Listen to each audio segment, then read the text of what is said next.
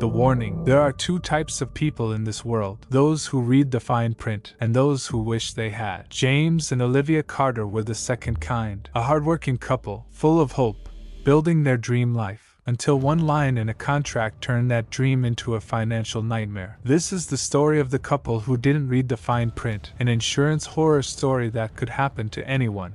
Chapter 1: The Perfect Start. A bright morning in a quiet suburb. A sold sign on the lawn. Coffee mugs clinking. Laughter echoes through an empty living room. James and Olivia Carter, early 30s, full of dreams, finally moving into their first home. James had just been promoted at work. Olivia freelanced as a designer from home, with their golden retriever Max always by her side. Everything was perfect. Until it wasn't.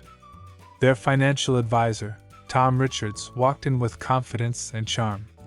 He pitched them mortgage insurance, life coverage, peace of mind. Industry standard, Tom said. It's just standard policy. It covers your home if something happens. You're totally protected. They didn't read the 27 pages. They trusted him. Scroll. Click. Done. Inside those 27 pages were 3 tiny clauses. Each one was a financial landmine waiting to explode. They didn't know it yet, but their safety net had already started to tear. Chapter 2: Life is good. Until it isn't. Life moved beautifully. A year later, their daughter Emma was born. The house smelled of baby powder and new beginnings. Then, one rainy night, everything changed. James was driving home from work. The roads were slick. A sudden skid, blinding headlights, and silence. He woke up in a hospital bed, legs shattered, lucky to be alive. But luck doesn't pay the bills. He couldn't work. Olivia, with a newborn, had no steady income to cover the mortgage. So, they did what responsible people do. They called the insurance company. Olivia said, "We have mortgage protection insurance. My husband's injured. We need help." The representative replied, "I'm sorry, Mrs. Carter. Your policy covers total and permanent disability only. Temporary injuries don't qualify." Olivia froze. Her husband couldn't walk, but apparently, he wasn't disabled enough.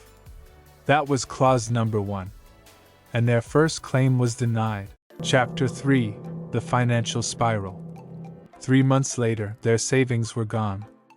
5 months later, their credit cards were maxed. Bills stacked higher than their hope. Olivia worked late nights on freelance jobs while the baby slept beside her laptop. James watched from the couch, guilt written all over his face. Then came the second blow. A letter from the bank. Notice of missed mortgage payments. Please remit immediately to avoid foreclosure. They called the insurer again, desperate for help. The representative said, "I'm sorry, Mrs. Carter. Coverage may be suspended due to non-payment." So now, even if they had qualified, their policy was under review. That's the financial irony. When you need insurance the most, you're too broke to keep it active. The Carters were now in free fall. No coverage. No savings. No help. Chapter 4: Betrayal in the Fine Print. Olivia sat in the car outside the insurance office for a full 10 minutes before going in. Her hand hovered over the door handle. The same office where they'd been smiling a year ago. Coffee cups in hand, baby Emma asleep in her stroller, signing papers they didn't understand but trusted anyway. Now the air felt heavier. She stepped inside. Tom Richards looked up from his computer, that practiced salesman's smile frozen halfway when he saw her. "Olivia! It's been a while. How are you and James?" His voice was too cheerful, too rehearsed. She didn't bother sitting down. "You told us we were protected," she said. Her voice trembled, but her eyes were steady. "You said not to worry, that this plan was comprehensive. We believed you. Tom adjusted his tie. Olivia, I understand how stressful this must be, but it's all in the policy. These exclusions are standard. Standard? She echoed. You mean standard for you? Because for us, it's devastating. Tom sighed, not with guilt, but with the weariness of someone who's had this conversation before. Look, Olivia, I sell what the company provides. Every policy has fine print. You signed it. She stared at him. That's the problem, Tom. We signed something we didn't understand because you made it sound safe. You looked us in the eye and told us we were covered. You smiled like a friend, not a salesman. Tom shifted in his seat, avoiding her eyes. I'm sorry you feel that way, but technically, nothing I said was false. Olivia's voice cracked. You didn't lie, Tom. You just left out the truth. Silence filled the room, that heavy, suffocating silence that comes when trust dies. On the desk between them lay a copy of their policy, corners bent, pages highlighted. Her eyes scanned the text, landing on the tiny paragraph that had cost them everything. Temporary disability not covered. Mortgage protection applicable only to permanent loss of income. It was right there, invisible until it mattered. That's when it hit her. They hadn't bought peace of mind. They'd bought paperwork disguised as protection. As she turned to leave, Tom called after her. I really am sorry. Olivia stopped at the door and looked back. No, you're not. You're just sorry it finally caught up to you. When she stepped outside, the sky opened up, cold rain soaking her hair, her clothes, everything. She didn't run. She walked slowly to the car, the policy still in her hand, the ink beginning to blur. And in that moment, she realized something every family eventually learns the hard way. Fine print isn't small because it's unimportant. It's small because they don't want you to see it. Chapter 5. The House That Slipped Away. 8 months in, the bills finally won. It didn't happen all at once. It never does. First, it was one missed payment. Then another. Then a polite reminder letter. Then a not-so-polite one. The cracks had been showing for months, but James and Olivia had kept patching them with hope, duct tape, and denial. They told themselves it was temporary. James would find another job soon. That Olivia could take on freelance work. That they'd catch up. But interest doesn't wait for hope. The day the foreclosure notice came, it was raining. The kind of cold, gray rain that feels personal, like the weather itself knew what was coming. The envelope was thick and official, stamped in bold, notice of foreclosure proceeding. James limped to the porch, the wood creaking under his weight. His legs still ached from the accident, a constant reminder of how quickly one bad day can flip a family's life. Olivia followed, holding baby Emma close to her chest. She already knew what the letter said before James opened it. You can feel bad news before you read it. They stood together under the awning. James tore the letter open. The words were short, sharp, and merciless. Their home, the one they dreamed about, decorated, and fought for, was no longer theirs. Clause number 3 stated, policy terminates upon foreclosure or lapse exceeding 60 days. Their insurance was gone. Their home was gone. Everything they thought was safety, gone. All those premiums. All that trust. Erased by fine print. James's shoulders dropped. We thought we were covered, he whispered. Olivia didn't cry. She had already run out of tears. She just said quietly, we were until we weren't. The next week was a blur. Bank calls, packing boxes. Friends avoiding eye contact.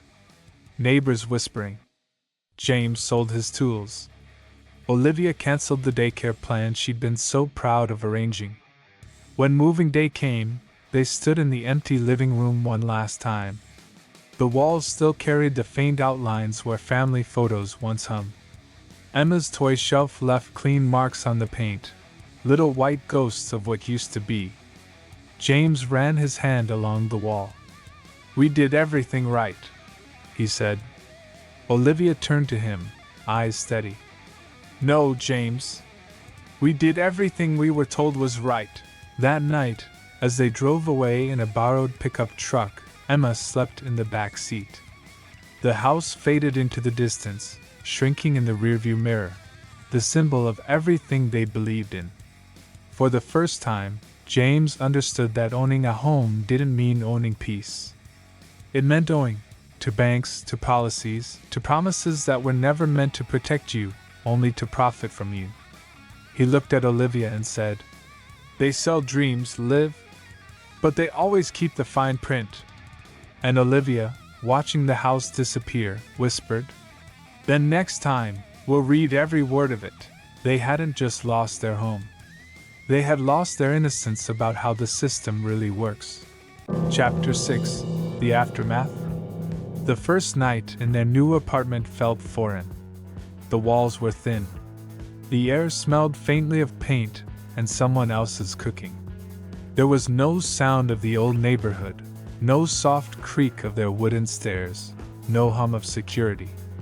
Just silence, heavy, awkward, uninvited. They had traded space for survival. Gone was the two-story house with the oak tree out front. Now, it was a two-bedroom rental with beige carpet and a flickering hallway light that buzzed like a mosquito. But inside that stripped-down space, something new began to take shape: humility.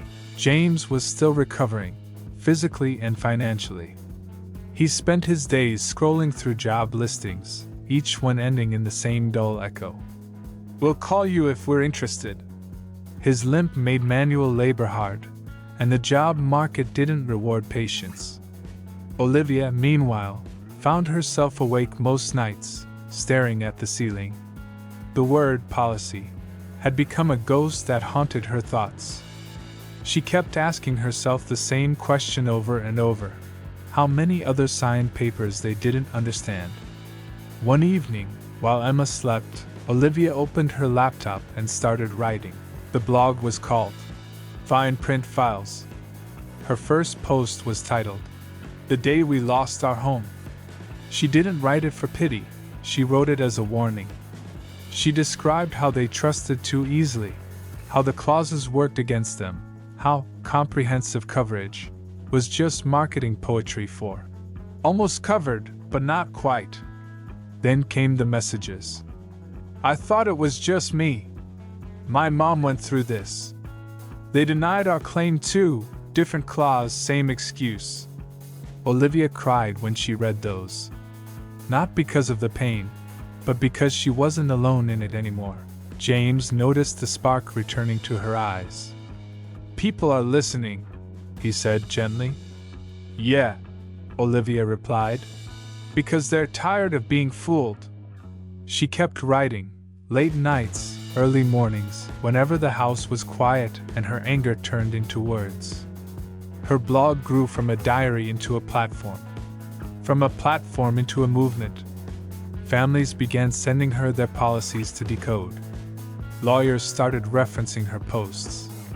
A financial podcast quoted her story. For the first time since the foreclosure, Olivia felt purpose replacing shame. James, inspired, started joining her. He began speaking at local community centers. "I thought insurance was security," he'd say, standing before small crowds and folding chairs. "Turns out, it's a business model that thrives on your blind spots." People nodded. Some cried. Most listened harder than they ever had to a man in a community hall. Together, James and Olivia turned their heartbreak into armor, and then into advocacy. The same couple who once believed in promises now believed in proof. The same couple who once feared fine print now studied it like scripture. They couldn't undo what happened to them, but they could make sure fewer people walked blindly into the same trap. Chapter 7: The Comeback. 5 years later, the world looked different. not because it changed, but because they had. The Carters were no longer chasing the version of success they'd once believed in. Their new home sat on the edge of a small town, a one-story brick bungalow with a vegetable garden. It wasn't big. It wasn't fancy. But it was theirs. Completely paid off. No mortgage. No debt. No fine print hanging over their heads like a loaded trap. James worked as a part-time safety consultant for a local construction company, teaching others how to protect themselves on the job. Olivia had turned fine print files into a full-fledged financial literacy brand, articles, workshops, and even a podcast where she interviewed everyday people who had faced the dark side of standard policies. Together, they built something stronger than wealth, credibility. Every time they spoke at an event, people leaned in. Not because the Carters were rich, but because they were real. James would tell the crowd, "The fine print didn't just take our house, it took our trust. But you know what? We took it back." The room would laugh, the kind of laughter that comes from recognition, not amusement. Their story resonated because it wasn't about losing money, it was about losing naivete. Olivia realized something profound. People didn't need more financial products. They needed financial translation. And that's what she and James had become, translators of truth in an industry built on confusion. Their new home reflected their philosophy: simple, sustainable, transparent. No hidden fees, no small print, no surprises. Emma, now 6, had her own little desk beside Olivia's. Sometimes she'd ask, "Mom, what's fine print?" Olivia would smile. "It's the words people hope you don't read." Emma would frown thoughtfully and say, "Then I'll always read them." That made Olivia's heart swell. Because that was the legacy she wanted to leave behind. Peace of mind, she realized, doesn't come from what you buy. It comes from what you understand. Every page they signed now was read line by line. Every decision they made was intentional, not emotional. Every setback they faced was met with strategy, not panic. The Carters were no longer victims of the system. They were survivors who'd studied it, and then rebuilt their lives outside its traps. One afternoon, Olivia stood in the garden, watering the tomatoes, when James joined her. James smiled. "Guess we traded square footage for sanity." Olivia laughed softly. "Best trade we ever made." As the sun dipped below the horizon, she looked back at their small home, the chipped paint, the thrifted furniture, the laughter echoing inside. For the first time in a long time, it all felt enough. They had lost everything once. But in the ruins, they had found something far more valuable than a house. They had found wisdom. And that, unlike anything else, could never be taken away. Epilogue: the lessons. James and Olivia's story isn't rare. It's just the one brave enough to be told. Here are 7 lessons they learned the hard way. 1. Never trust standard language. It's standard for them, not for you. 2. Always request the key facts summary. That's where the truth hides. 3. Never sign under pressure. Pressure means they don't want you to notice something. 4. Learn their definitions. Coverage doesn't mean what you think it does. 5. Protect your payment history. One missed bill can void your entire policy. 6. Get everything in writing. If it's not in black and white, it doesn't exist. 7. Financial literacy is your best insurance. Ignorance costs more than any premium ever will. James and Olivia didn't read the fine print, and it cost them everything. Don't make their mistake. Read what you sign. Because the fine print isn't small by accident. If you want more shocking stories and the lessons that come with them, please subscribe, like, and share. Additionally, Feel free to comment on the lessons learned so far and share your experiences in the comment section, because we believe financial well-being is not just a number. It is a journey of self-discovery and empowerment.